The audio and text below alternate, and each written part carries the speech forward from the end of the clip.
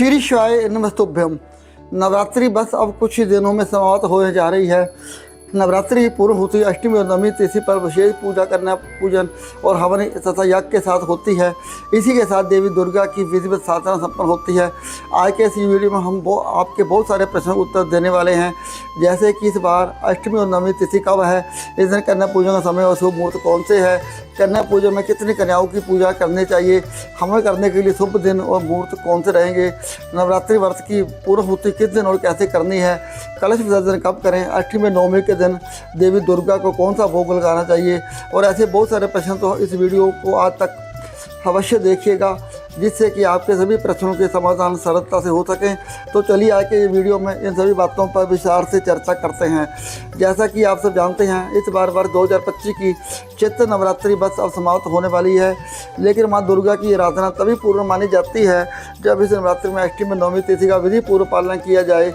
इस बार चैत्र नवरात्रि का आरंभ हुआ था 30 मार्च 2025 रविवार के दिन से, और ये पूर्ण हो रही है 6 अप्रैल 2025 रविवार के दिन इस बार अष्टमी तिथि आ रही है। 5 अप्रैल शनिवार के दिन अष्टमी तिथि आरंभ होगी। 4 अप्रैल शुक्रवार को रात 8:13 से और ये पूर्ण होगी। 5 अप्रैल शनिवार शाम 7:26 पर वही नवमी तिथि आरंभ होगी। 5 अप्रैल को रात 7:27 से और पूर्ण होगी। 6 अप्रैल को रात 7:22 पर अब अगर सूर्योदय के अनुसार देखा जाए तो इस बार अष्टमी 5 अप्रैल शनिवार को और नवमी तिथि 6 अप्रैल रविवार को मनाई जाएगी। अष्टमी और नवमी तिथि में कन्या पूजन का विशेष महत्व बताया गया है। अष्टमी के दिन देवी दुर्गा ने महिषासुर का वध किया था और नवमी के दिन माता सिद्धिदात्री अपने भक्तों को सभी सिद्धियां प्रदान करती हैं। इसलिए इन दोनों दिनों में दुर्गा अष्टमी और कन्या पूजन जैसे महत्वपूर्ण विधि विधान किए जाते हैं। इस बार अष्टमी और नवमी तिथि दोनों ही अलग अलग दिनों में आ रही है, इसलिए आप दोनों ही दिन अपने पारिवारिक परंपरा अनुसार कन्या पूजन कर सकते हैं। कन्या पूजन सामान्य प्रातः काल या फिर दोपहर तक किया जाता है। आइए अब ये बात करते हैं, अष्टमी नवमी पर कन्या पूजन का समय कौन सा रहेगा। कुछ भक्त अष्टमी के दिन कन्या पूजन करते हैं, तो कुछ भक्त के घरों में नवमी के दिन कन्या पूजन किया जाता है। देखिए, वैसे तो आप संपूर्ण दिन में कन्या पूजन कर सकते हैं, लेकिन सुबह का समय कन्या पूजन के लिए शुभ माना गया है। इस बार कन्या पूजन हेतु हमें 3 शुभ मुहूर्त प्राप्त हो रहे हैं। जो भक्त अष्टमी के दिन कन्या पूजन कर रहे हैं उनके लिए सबसे मुहूर्त है ब्रह्म मुहूर्त का, यानी सुबह 4:35 से लेकर 5:21। उसके बाद दूसरा मुहूर्त है प्रातःकालीन पूजा का समय, यानी 4:58 से लेकर 6:07। और तीसरा मुहूर्त है अभिजीत काल का, जो कि आरंभ होगा 11:59 से लेकर 12:49। इस प्रकार अष्टमी के दिन ये 3 शुभ मुहूर्त हमें प्राप्त होते हैं। नवमी के दिन कन्या पूजा करना चाहते हैं, उसके लिए इस दिन प्रातः काल का ब्रह्म मुहूर्त का सबसे पहला समय है सुबह 4:24 से लेकर 5:20। उसके बाद प्रातःकालीन पूजा का समय रहेगा, जिसमें भी आप कन्या पूजा कर सकते हैं, और ये समय है सुबह 4:57 से लेकर 6:05 पर। अगर इन दोनों काल में कन्या पूजा करना संभव नहीं है तो आप अभिजीत मुहूर्त में भी कन्या पूजन कर सकते हैं, और अभिजीत मुहूर्त का समय नवमी के दिन रहेगा दोपहर 11:58 से लेकर 12:49 के बीच में। तो इस प्रकार अपनी अनुकूलता और समय अनुसार तथा पारिवारिक परंपरा के अनुसार इन दोनों में से किसी भी दिन कन्या पूजन कर सकते हैं।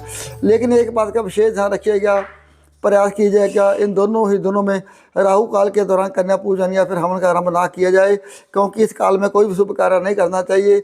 ज्योतिष शास्त्र के अनुसार दिन में लगभग 90 मिनट का ये समय राहु ग्रह के प्रभाव वाला माना जाता है, जिसमें कोई भी शुभ कार्य पूजा या फिर नया आरंभ वर्जित माना गया है। हमारे शास्त्रों में स्पष्ट रूप से बताया गया है कि राहु काल में किए कार्य अनिष्ट कारक हो सकते हैं। राहु काल में आप मंत्र का जाप तो कर सकते हैं, लेकिन कोई नई शुरुआत, नई स्थापना, मंत्र सिद्धि या महत्वपूर्ण अनुष्ठान का आरंभ नहीं करना चाहिए। इसलिए अच्छा होगा कि आप राहु काल को छोड़कर किसी भी शुभ समय में कन्या पूजन करें। अब अष्टमी के दिन यानी 5 अप्रैल को राहु काल का समय रहेगा सुबह 9 बजे से लेकर 10:30 बजे पर, और 6 अप्रैल नवमी के दिन राहु काल का समय है शाम 4:30 बजे से लेकर 6 बजे तक। परंपरागत रूप से अगर आपके घर में अष्टमी का पूजन होती है तो 5 अप्रैल को कन्या पूजन करिए, और अगर नवमी की पूजा होती है तो 6 अप्रैल को कीजिए। अब यहाँ एक और प्रश्न आता है, कन्या पूजन में किस आयु कन्याओं की पूजा करनी चाहिए। शास्त्रों के अनुसार 2 साल से लेकर 10 वर्ष की कन्याओं की पूजा करने के लिए बताया गया है। अगर 9 कन्याएं उपलब्ध नहीं है तो 3, 5 या 7 कन्याओं की पूजा भी की जा सकती है, लेकिन कुल संख्या विषय रखना अच्छा माना गया है, जैसे 5 या 7। लेकिन अगर आप सिर्फ एक कन्या की पूजा कर रहे हैं तब भी आप उस देवी का पूर्ण स्वरूप मान कर आराधना दे सकते हैं। हैं। हिंदू धर्म ग्रंथ में कहा गया है कि केली कन्या को 9 बार पूजने से 9 कन्या पूजन का फल मिलता है। इसलिए परिस्थिति अनुसार कन्या की संख्या बदली जा सकती है, लेकिन उत्तम यही होता है कि 9 कन्याओं का विधि पूजन किया जाए। कई परंपराओं में 9 कन्याओं के साथ एक बालक, जिसे बाल भैरव भी कहा जाता है, उसको भी भोजन कराया जाता है। आप बात करते हैं कलश स्थापना और कलश विसर्जन की, तो अगर आपने कलश की स्थापना प्रतिपदा तिथि यानी कि नवरात्रि के पहले दिन की है तो उसका विसर्जन नवरात्रि समाप्त होने के बाद करना चाहिए। परंपरागत रूप से देखा जाए तो कलश विसर्जन नवमी पूजन के बाद या फिर दसवीं के दिन सुबह किया जाता है।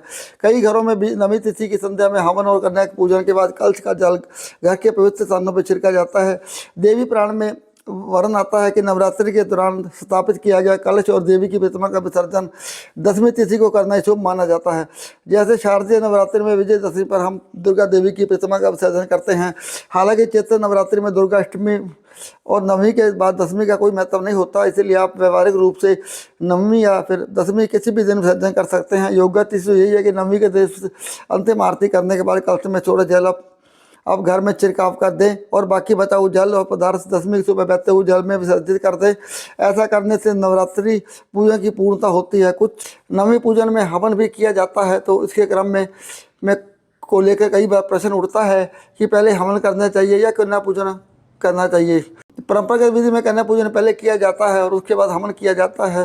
पूजा की संपूर्ण विधि अगर देखें तो वह इस प्रकार होती है।